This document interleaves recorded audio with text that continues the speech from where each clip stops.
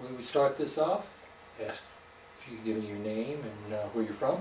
Want my whole name? Totally up to you, what you're willing to get. And as far as where you live or where you're from, give me what you're comfortable with. We'll just say Brent P. from Robertsville, Missouri. Okay, very good. You know. That sounds fine. Why don't you tell me a little bit about your life, about what brought you about becoming a cannabis patient? Well, I've been an athlete for ever and a day, from back in school and professional level and everything else. So injuries, you get a list of injuries going. You know. Tell me about some of your injuries. Well, I've had, you know, your feet got brutalized, your knees, your hips. You know, you're in the trenches fighting each other, you know, basically in a push and shove war, you know. And then you got elements out there, cold, rain, mud, dryness, you know, making cuts on everything. After a while, you know, like anything, it wears out. Well, tell me about your professional sports. Tell me about what kind of sports did you do? I did professional wrestling. I played some football in college, and professional wrestling. I probably, you know, I guess you've done that for quite a while, haven't you? For about 17 and a half years, as of right now, and you know. Okay, maybe it's scripted and maybe we're out performing stunts, but I still have to be dropped from so many feet in the air. Going through tables, we don't cut the tables and rig tables, we don't do that. We're going through tables that everyday person would sit down and eat at. Or we're jumping off things that most people wouldn't climb up on. You know. Some things can't be faked.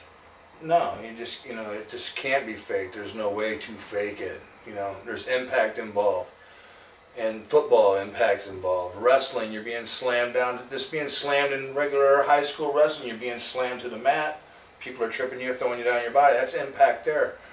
I mean, breaking bones and everything else in simple high school sports is not uncommonly a factor. Now you're seeing these guys jumping off of ropes, bouncing off of ropes, jumping out of balconies. I mean, these guys now, some of these guys now are really nuts. What kind of injuries did you sustain doing the wrestling? Well, I folded this leg totally in half once, where I had my footprint up in the side of my body for 14 and a half days. So I would say I came down pretty forcefully. And I mean, it was that quick. Nothing you can do about it. This one has no ACL at all in it. Elbow problems, shoulder problems, hand problems, broke fingers, you know, multiple stitches, you know. We're hitting each other with chairs, okay? That's not fake. We're actually hitting you with a chair. I'm popping you with a chair. Yes, I'm doing it in a perspective type of way, but I'm still not going to fake the thing. And mistakes happen. You can get sliced wide open without really trying. Just like anything, you know. Plus I do construction. I'm a construction worker, so I'm building houses, building buildings, lifting walls, doing stuff all the time. My fingers are scarred. You know, I'm a working man. I mean, you know. You mentioned something earlier about that you were in a car accident also. I've been in 2 major car accidents, both of them head on. 95, a 16-year-old girl, inexperienced driver hit me head on.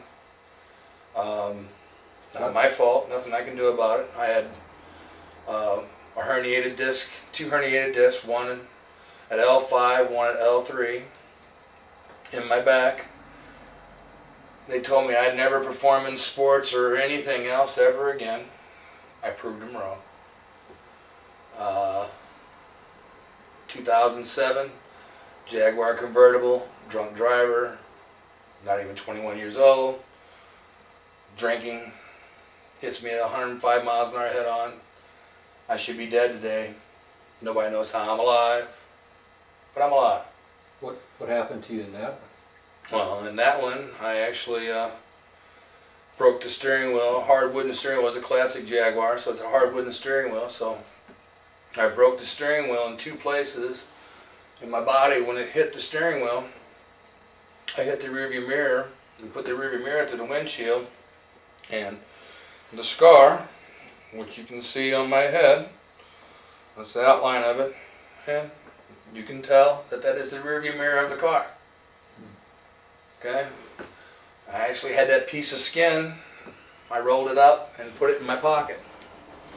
And when the state trooper asked me if I knew that I had a scar, or really basically if I had damage to my head, I pulled out the piece of hair and showed him the piece of hair. I unrolled it and showed it to him, and he didn't know what to think of me. I probably scared him to death. But, you know, the kid was probably more scared to death because I was dragging him around like a rag doll. You know?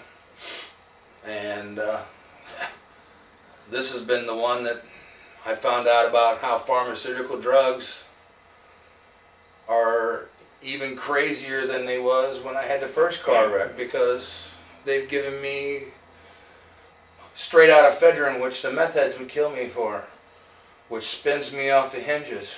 I mean, pharmaceutical stuff. I mean, the real stuff. Speed. I'm flying high. Supposed to be for headaches. Okay? Well, now I'm treating a headache, but I'm increasing 4 other symptoms.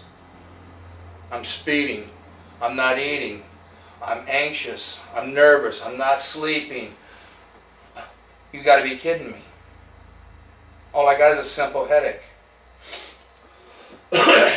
They gave me Ambien on top of ephedrine to make me go to sleep. So now I'm on a roller coaster ride. But you were saying earlier that from the Ambien that you were doing things in your sleep that you didn't even realize. Oh yeah, I had my neighbors tell me that I was out, you know, riding my 4-wheeler in the middle of the night in a pair of shorts in December, you know, and have no clue that I was outside riding around. You know, that's because I'm spun off my hinges. I'm totally off my axis, you know, of these medications here. They're totally got me off my axis for headaches. Now, how am I doing all these things when all I'm having is a headache? Well, hell, a simple headache. I finally find out that, you know, I could take 2 Aleve and black out the whole house and wait about 6 hours and heal it up myself without all the side effects. Or I can go smoke and in 15 minutes be gone from a headache. Now you're talking about using cannabis. Yeah.